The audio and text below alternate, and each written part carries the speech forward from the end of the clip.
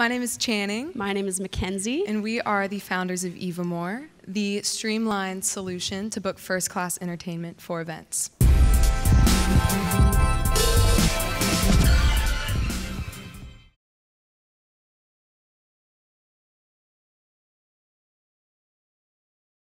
So the problem is that private event planners do not currently have access to artists to book for their parties. We have here Judith, who is one of our campus reps on Auburn University. She's also the social chair for her sorority, and she's in charge of booking bands for their parties. They even have a budget set aside every year to do these events. Now, on the other hand, we have an up-and-coming band, Mocha. They're trying to play in new markets, get paid to play, and get more exposure and build their fan base. So these two people need to connect, but up until now, they've had no way to really do that. EVAmore is the solution that's solving both of these problems because we are connecting both the event planner and the artist through our online platform. We allow the event planner to create an event based on their budget, what their event details are, like date, time, location. They can pick out the genres that they're looking for. And then once they create and upload this event to our website, it gets pushed out to artists that meet that criteria, and they can then respond and say, yes, I can play this event, or no, I can't. Or if the event planner has a specific artist in mind, they can select that artist and book them instantly, and it's done, and it takes about 10 minutes, rather than sitting on a phone or waiting for an email response back like it's had to been done in the past. EVAmore also deals with the automation of all things payment, production, and logistics of the event. Our initial target market is Greek life. One, because we started this company in school and saw the immediate need for Greek life. It was a lot bigger market than we initially realized. And what we also found is that it's easily transferable upon campuses in the United States, and it can easily scale from chapter to chapter. But it doesn't stop there. We really see the true value in private events like wedding planners, corporate events, and even further destination management companies. We've already started making some partnerships with these, especially the DMCs, and we're seeing that we can be their solo source of entertainment to really make that a lot easier, since time is of the essence when booking a major corporate conference or convention. So currently, in the past 6 months, we are actively booking and generating revenue on 18 campuses with 22 campus reps. We are also, in the meantime, we have raised a seed round to help get our tech to exactly where it needs to be so it can be scalable. These are the next markets we're moving to. We had made partnerships with the overall national Panhellenic and IFCs to get our Greek life out into all United States campuses. But we're also, with that, when we generate a market, we're also going to be looking at the wedding planners and corporate planners and the DMCs in those events, in those locations. So we are the team to do this because Channing and I have over 4 years of event planning experience. We also have been in our customers' shoes trying to book events, not knowing how to do it. And we've done tons of research on these customers, where they are, who they are, and where we should be launching EVAmore in different markets. I am all things operations, so I'm dealing with all of the event logistics, customer acquisition, finding and booking new artists and making sure the right acts are getting booked in the right places. And Channing is all things, she oversees everything from tech to fundraising, and we both have been working together for over 4 years now.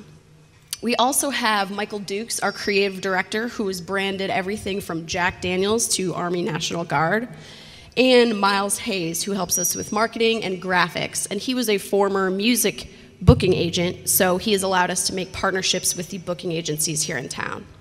And of course, a part of our team is our tech team, Pilgrim, who helps build our entire platform, as well as our advisory board. Ever since being a part of Project Music's first cohort, we've been able to really build our wealth of knowledge with our tech and music industry advisors. And of course, the face of our brand on campus is our campus rep program. So currently, while we're focusing on Greek life, we are starting to look at these markets, especially we're looking to partner and start strategic partnerships with corporate event companies. So if you have connections or if you know of anyone, we'd love to talk more, and we'd love to try and talk to any of you guys afterwards anyways. So thank you so much for listening to us. We are EVAmore. Thank you.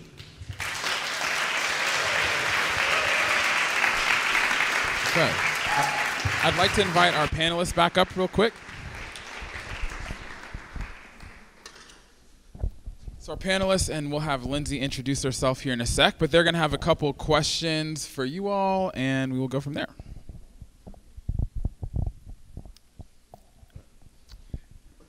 That was a great presentation. There we go. There we go. All right. I love that presentation. My first question is, I have some excess water guns that you might be able to sell on college campuses. Yeah, build that into the model. What's kind of your business model in terms of the revenue, and what does that look like in terms of the cut from the artist? And yeah, so we take 10% from both parties. We take 10% from the artist, just like a booking agent would. And then for the artists that we work with that have booking agents, we've developed like a 5 and 5 deal with the agents that we work with. And then from the event planner, just a 10% like service fee on top of what the artist's asking price is. That's great. And what's your strategy in terms of geographic location? Are you expanding based upon relationships or conferences? What does that look like? Yeah.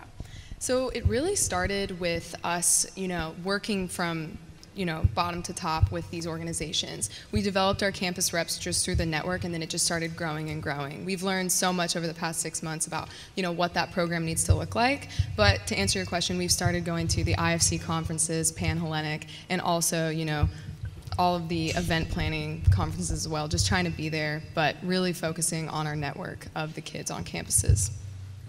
With only 10% like revenue on each side, how do you pay your reps, and then how do you recruit them? Because I don't know if I need to move. But and what challenges are you facing right now? Like, what are your biggest obstacles? So how do you pay your reps? Because I wonder on the margin side of that with, yeah, go ahead. Totally. So what we have seen with our reps is we talk to people who really love, the music, and they see this really as a resume builder and learning how to, work with artists and work with other people on campuses. So we pay them a flat fee when those events get booked. And so we just make sure that that fee that we're booking is, under the commission amount that we're making. But so we haven't seen issues with it yet, but scaling out, we'll definitely be thinking if that's the right program. And as the initial launch, we don't know if we'll always keep the campus rep program. It's definitely to get it scaled out. Yeah, I would imagine once you get it momentum, then it's easier to book online and then phase them out.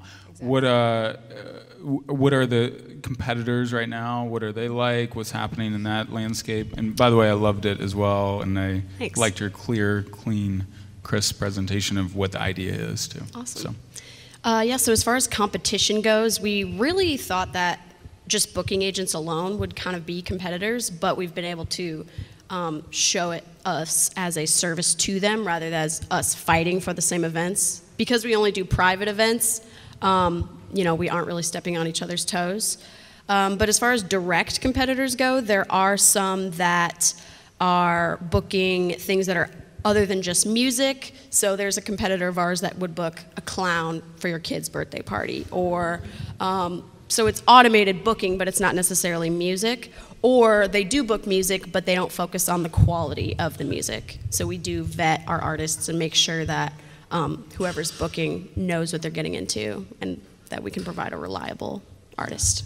Cool.